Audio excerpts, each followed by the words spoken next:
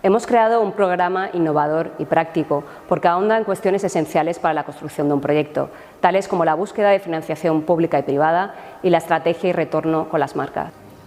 Hoy por hoy, la realidad para muchos artistas ya es que tienen que autogestionar su carrera.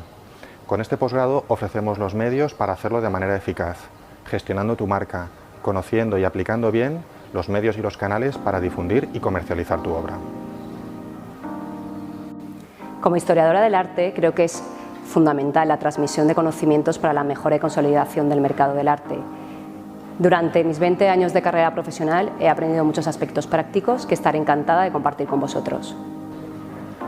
Tanto en mi trayectoria académica como en la de agente cultural he comprobado que hay una gran necesidad de formación sobre el funcionamiento del mercado del arte.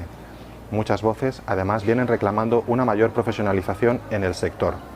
Este posgrado es una respuesta a esa necesidad.